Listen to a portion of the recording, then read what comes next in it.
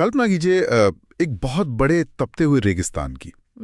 एक बहुत ही विशाल सेना। बिल्कुल। और दूसरी तरफ महज एक इंसान, उनका परिवार और कुछ दर्जन साथी, वो भी ऐसे हालात में जहां कई दिनों से पानी की एक बूंद तक उन तक नहीं पहुंचने दी गई है, जो कि देखा जाए तो एक अकल्पनीय स्थिति है। सही बात है। अगर इसे सिर्फ तर्क की कसौटी पे तौला जाए तो ये कोई युद्ध होना ही नहीं चाहिए था। मतलब ये तो बस एक तरफा समर्पण का दृश्य होना चाहिए था। कोई भी आम इंसान ऐसे खौफनाक हालात में तुरंत घुटने टेक देता। बिल्कुल टेक देता। लेकिन ये कोई आम कहानी नहीं है जी। ये घटना आज से 1300 साल से भी ज्यादा पुरानी है। और फिर भी आज पूरी दुनिया उस भारी फौज को नहीं, बल्कि उस मुट्ठी भर समूह का नेतृत्व करने वाले व्यक्ति को अदम्य साहस के प्रतीक के रूप में याद रखती है।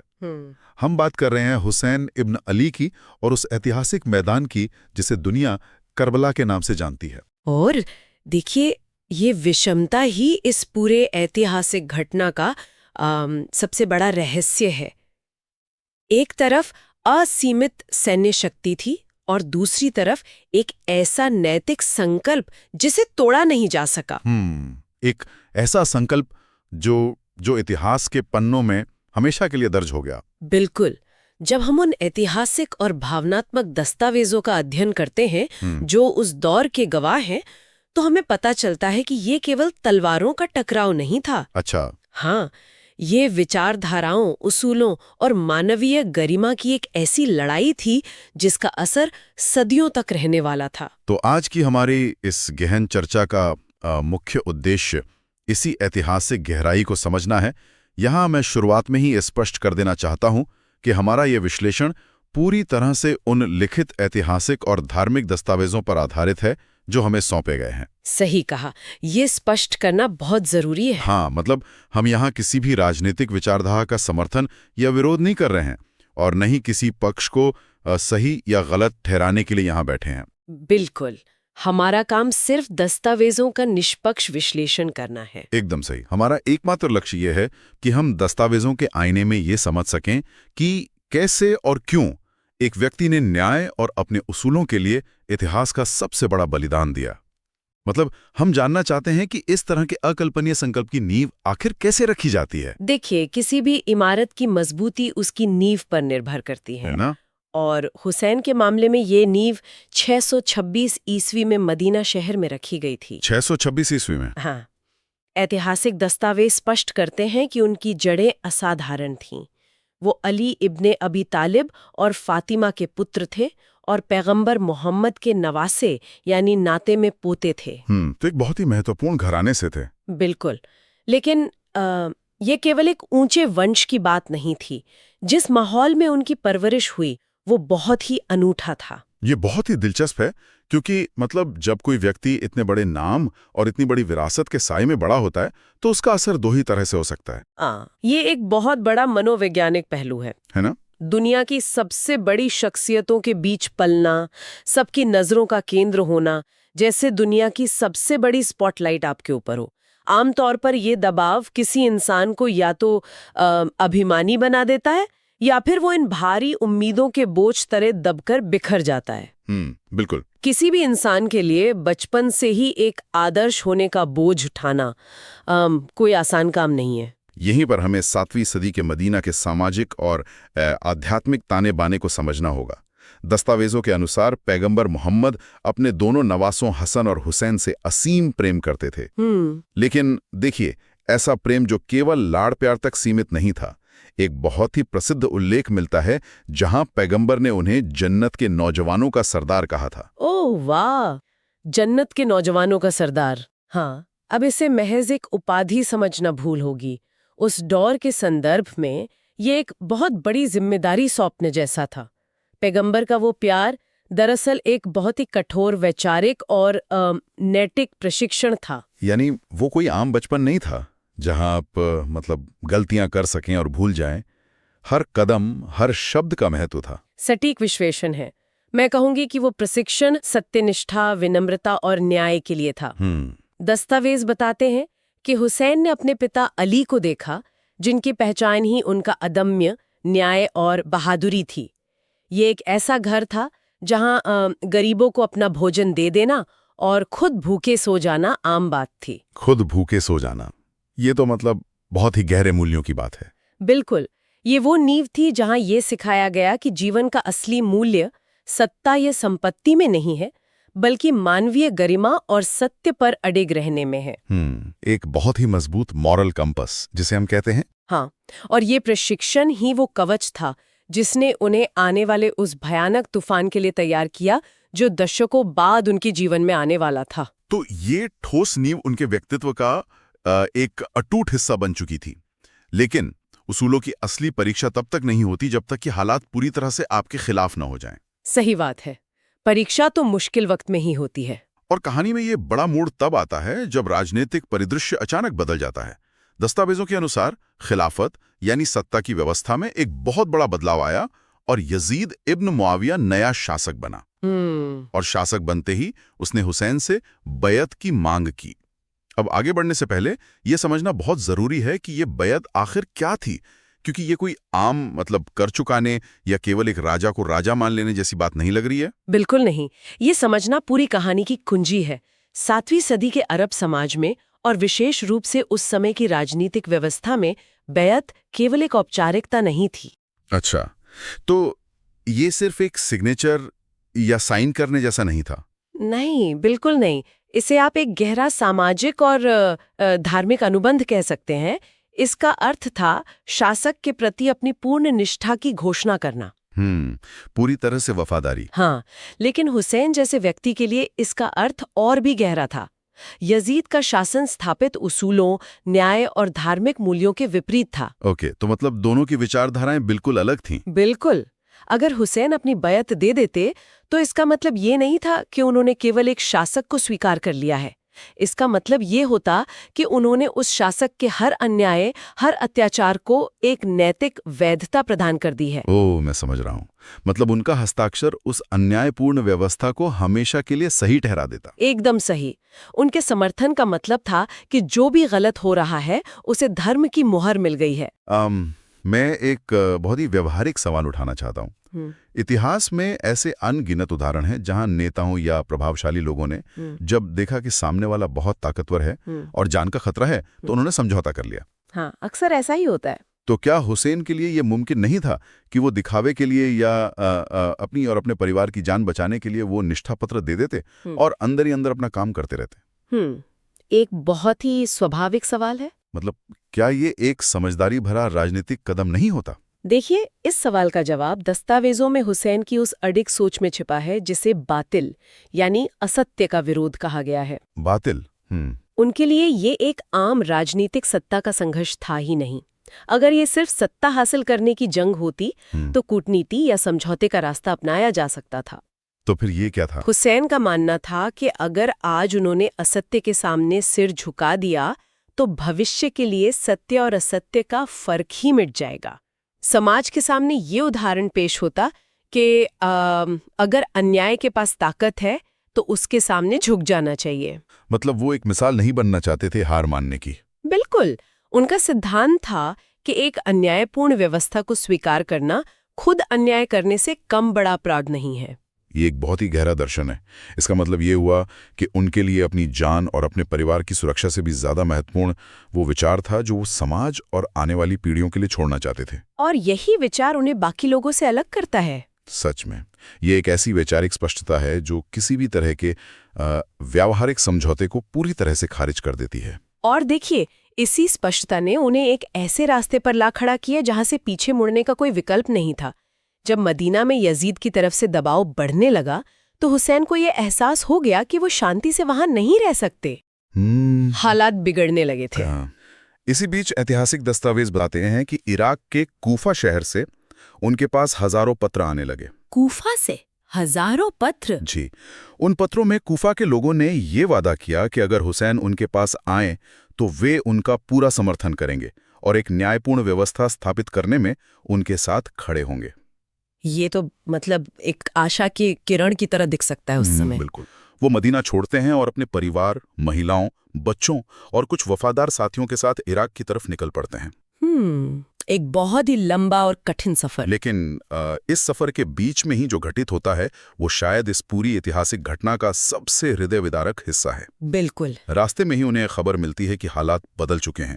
کوفہ کے لوگوں پر نئے شاسک کا خوف حاوی ہو گیا ہے اور انہوں نے اپنا سارا سمرتھن واپس لے لیا ہے۔ ہاں، اور وہ بھی تب جب وہ لگ بھگ پہنچنے والے تھے۔ اب اسے اگر ہم آج کے سندربھ میں سمجھیں تو کلپنا کریں کہ کوئی ناوک ایک بھینکر طوفان کے بیچ کسی پرکاش ستمبھ یعنی لائٹ ہاؤس کی روشنی دیکھ کر اپنی ناؤ اس دشا میں لے جا رہا ہو۔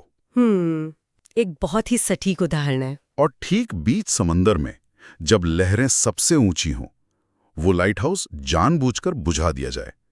اب کوئی دشا نہیں ہے، کیول سامنے موت ہے۔ خوفناک۔ ایسے میں سامانیہ انسان کیا کرے گا؟ وہ کسی بھی طرح ناؤ موڑنے یا کسی سرکشت کنارے کی اور بھاگنے کی کوشش کرے گا۔ ظاہر ہے انسان کی سوابھاوک پروتی یہی ہوتی ہے، خود کو بچانا۔ لیکن اس بندو پر آ کر حسین کے سفر کا اصلی سوروپ سامنے آتا ہے۔ مطلب وہ پیچھے نہیں ہٹے؟ نہیں، یہ خبر ملنے کے بعد کہ ان کے چچیرے بھائی کو کوفہ میں شہید کر دیا گیا ہے اور اب کوئی سہایتا نہیں آنے والی، حسین اپنا سفر روکتے نہیں ہیں۔ یقین کرنا مشکل ہے۔ دستاویزوں میں یہ اسپشٹ روپ سے انکت ہے کہ یہ وہ شن تھا جب حسین نے اپنے قافلے کے لوگوں سے کہا کہ جو چاہے وہ لوٹ سکتا ہے۔ ہاں، وہ کسی کو بھی اس خطرے میں زبردستی نہیں لے جانا چاہتے تھے۔ یہ ایک بہت ہی اسادھارن نیترتو کا ادھارن ہے۔ سنکٹ کے سمے میں لوگ اپنی بھیڑ بڑھانا چاہتے ہیں تاکہ وہ خود کو سرکشت محسوس کر سکیں، لیکن وہ بھیڑ کو واپس جانے کا موقع دے رہے تھے۔ ایسا اس لیے کیونکہ ان کا ادیشیہ کوئی سینیہ بل اکٹھا کرنا نہیں تھا۔ کوفہ کے لوگوں کا مکر جانا اس بات کا پرمان تھا کہ ان کا یہ سفر راجنیتک سمرتھن پر ٹکا ہی نہیں تھا۔ وہ کسی اور ہی مشن پر تھے۔ وہ ستیہ کے اس مارگ پر تھے جس کا چناؤ انہوں نے بہت پہلے کر لیا تھا۔ جو لوگ ستا یا جیت کی امید میں ساتھ آئے تھے وہ لوٹ گئے، اور جو بچے وہ کیول وہی تھے جن کا سنکلپ حسین جتنا ہی دڑھ تھا۔ یہ ایک چھٹنی کی پرکریا تھی جس نے اس چھوٹے سے سموہ کو ویچارک روپ سے اجے بنا دیا۔ اور یہی وہ اجے سموہ تھا جو انتتہ 680 عیسوی میں کربلا کے میدان میں پہنچتا ہے۔ یہاں پہنچ کر کتھا کا سوروپ پوری طرح سے ایک منوویگیانک یدھ میں بدل جاتا ہے۔ بالکل، ایک ایسا یدھ جو دماغ اور حوصلے کو توڑنے کے لیے تھا۔ جیسا کہ ہم نے شروعات میں چرچا کی، سامنے ایک وشال سینا تھی جس نے اس چھوٹے سے قافلے کو گھیر لیا تھا۔ دستاویزوں میں جس کرورتا کا ورنن ہے وہ رونگٹے کھڑے کر دینے والا ہے۔ ہاں، بہت ہی دردناک ہے۔ اور اس کرورتا کا سب سے بھیانک ہتھیار کوئی تلوار یا بھالا نہیں تھا، بلکہ وہ تھا پانی۔ دیکھیں، کربلا کے میدان کے پاس فرات ندی بہتی ہے، لیکن یزید کی سینا نے اس ندی پر کڑا پہرا بٹھا دیا۔ ندی کو ہی روک دیا۔ ہاں، حسین کے خیمے کا پانی بند کر دیا گیا۔ اب ہمیں عراق کے ریگستان کی اس بھینکر گرمی کو سمجھنا ہوگا۔ وہ بھی ریگستان میں؟ تمبوؤں کے اندر چھوٹے چھوٹے بچے، مہلائیں پیاس سے تڑپ رہے تھے۔ 3 دن تک پانی کی ایک بوند ان تک نہیں پہنچنے دی گئی۔ یہ صرف ایک گھیرا بندی نہیں تھی، اسے گہرائی سے دیکھیں تو ایک انسان کے بھیتر کی گریما اور اس کے حوصلے کو چکنا چور کرنے کی ایک بے حد ٹھنڈی اور سوچی سمجھی رننیتی تھی۔ بالکل، وہ انہیں شریرک روپ سے نہیں مانسک روپ سے توڑنا چاہتے تھے۔ اگر وہ انہیں ترت مار دیتے تو بات ختم ہو جاتی، لیکن وہ چاہتے تھے کہ پیاس کی تڑپ سے یہ لوگ ٹوٹ جائیں، گڑگڑائیں اور مجبور ہو کر بیعت یعنی نشٹھا سویکار کر لیں۔ وہ حسین کے شریر کو نہیں، ان کی آتما کو ہرانا چاہتے تھے۔ یہ منوویگیانک یدھ کا چرم روپ تھا۔ سینا کا نیترتو کرنے والوں کا ماننا تھا کہ انسان ہر آدرش بھول سکتا ہے جب اس کے سامنے اس کا بچہ پیاس سے تڑپ رہا ہو۔ کوئی بھی پتہ ٹوٹ جائے گا۔ لیکن اتہاس گواہ ہے کہ ایسا نہیں ہوا۔ 10 محرم، جسے یوم عاشورہ کہا جاتا ہے، اس دن تک آتے آتے یہ پوری طرح سے اسپشٹ ہو گیا کہ وہ جھکنے والے نہیں ہیں۔ دستاویزوں میں جو درشیہ ورنت ہیں وہ انسانیت کو جھکجھوڑ دینے والے ہیں۔ حسین کے سامنے ان کے ایک ایک ساتھی، ان کے بھائی، ان کے بھتیجے، یہاں تک کہ ان کے اپنے بیٹے میدان میں گئے اور شہید ہو گئے۔ اس استھتی کی کلپنا کرنا بھی مستشک کو سن کر دیتا ہے۔ ایک پتا کے روپ میں، ایک نیتا کے روپ میں اپنا سب کچھ لٹتے ہوئے دیکھنا بہت ہی اکلپنیہ درد ہے یہ۔ ایک وقت ایسا آتا ہے جب حسین میدان میں بالکل اکیلے رہ جاتے ہیں، کوئی سمرتھک نہیں، کوئی سینا نہیں، اور سامنے ابھی بھی ہزاروں کی بھیڑ کھڑی ہے جو ایک ہی مانگ کر رہی ہے کہ جھک جاؤ۔ بس ایک شبد اور سب رک جاتا ہے، بالکل. اور پھر بھی وہ اکیلا انسان سر نہیں جھکاتا. کیونکہ وہ جانتے تھے کہ ان کا سر جھکنے کا ارتھ ہوگا پوری مانوتا کے لیے نیائے کی ہار. ان کا یہ سرووچ نیتک بلیدان ثابت کرتا ہے کہ انسان کا ضمیر یدی وہ پوری طرح سے جاگرت اور دृڑھ ہو تو دنیا کی کوئی بھی بھوتک شکتی اسے پراجت نہیں کر سکتی. کیا بات ہے. انہوں نے پیاس اور مرتیو کو سویکار کر لیا لیکن انیائے کو مانیتا نہیں دی. تو دستاویزوں کے اس وسترت وشلیشن کے بعد ہم کس نشکرش پر پہنچتے ہیں؟ مطلب یہ ایک ایتہاسک دکھد گھٹنا تو ہے ہی، لیکن یہ کیول اتہاس کے پنوں میں دفن ہو کر نہیں رہ گئی. صحیح بات ہے. اس پوری کتھا سے ہمارے لیے آج کے دور کے لیے کیا مکھیہ سندیش ابھر کر سامنے آتا ہے؟ دیکھیں، ہمارے سروتوں اور دستاویزوں کا سار یہی ہے کہ حسین کی شہادت سمے اور بھوگول کی سیماؤں سے مکت ایک شاشوت سندیش ہے. یہ ہمیں 3 بنیادی باتیں سکھاتا ہے. پہلا، ظلم چاہے کتنا بھی وشال اور شکتیشالی کیوں نہ ہو، اس کے سامنے اپنی انتراتما کی آواز کو دبنے نہیں دینا چاہیے. بالکل. دوسرا، سچائی کا مار کبھی بھی آسان نہیں ہوتا، اس میں اکیلے چلنے کا ساہس ہونا چاہیے. اور تیسرا، اپنے مول اصولوں پر کیا گیا کوئی بھی سمجھوتا دراصل انسان کے اپنے ہی وجود کی ہار ہے. ایتہاسک دستاویزوں کے انت میں ایک بہت ہی شکتیشالی وچار ملتا ہے جو اس پوری چرچا کا کیندر بندو بن سکتا ہے.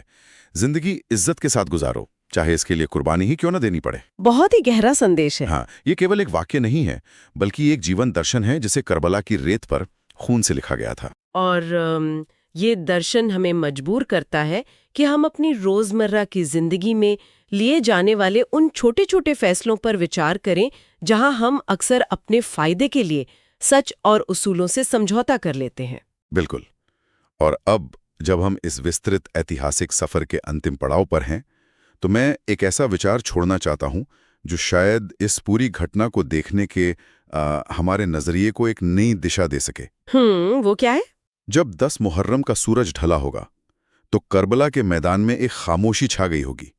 اگر اس وقت اس میدان میں کوئی موجود ہوتا اور کیول آنکھوں دیکھی استھتی کے آدھار پر فیصلہ کرتا تو وہ یہی کہتا کہ یزید کی سینا جیت گئی ہے. ظاہر ہے، میدان تو ان کے ہاتھ میں تھا. ان کے پاس ستا تھی، انہوں نے اپنے ورودھیوں کو ختم کر دیا تھا. سینیہ اور اراجنیتک درشٹیکون سے وہ اسپشٹ روپ سے وجیتا نظر آ رہے تھے. ہاں، ستا کے گणت کے حساب سے انہوں نے وہ یدھ جیت لیا تھا. لیکن آج اس بھینکر دن کے صدیوں بعد دنیا کا پریدرشیہ دیکھیے. آج دنیا بھر میں سمان، دھیریہ، عدم ساہس اور ستیہ کے پرتیک کے روپ میں کس کا نام لیا جاتا ہے؟ بالکل، حسین کا.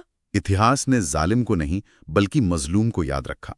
حسین کا نام آج بھی جیوت ہے، نہ کیول ایک دھرم کے لوگوں کے لیے بلکہ ہر اس انسان کے لیے جو انیائے کے خلاف کھڑا ہونا چاہتا ہے. صحیح کہا. تو کیا کربلا کی یہ گھٹنا ہمیں اتہاس کے سب سے بڑے سوالوں میں سے ایک پر وچار کرنے پر مجبور نہیں کرتی؟ یہ سوال کہ کسی بھی سنگھرش میں اصلی جیت کی پریبھاشا آخر کیا ہوتی ہے؟ یہ سوچنے والی بات ہے. کیا میدان میں ہار جانا اور اپنا سب کچھ قربان کر دینا ہی واستوک اور ستھائی جیت کا مارگ بن سکتا ہے؟ مطلب کیا ستیہ کی ہار اصل میں اس کی سب سے بڑی جیت ہو سکتی ہے؟ یہ ایک ایسا پرشن ہے جو صدیوں سے گونج رہا ہے، اور یہ ہمیں یہ طے کرنے کی چنوتی دیتا ہے کہ ہم اپنا اتہاس کیسے لکھتے ہیں، تلواروں سے یا اپنے اٹوٹ اصولوں سے. اور یہی کربلا کی اس تپتی ہوئی ریت سے نکلا سب سے گہرا سچ ہے. اس دن جو کچھ بھی ہوا اس نے انسانیت کے لیے ستیہ کا ایک ایسا پیمانہ طے کر دیا جسے کوئی ستا کبھی نہیں مٹا سکتی. خیر، آج کے لیے بس اتنا ہی. اس وچار پر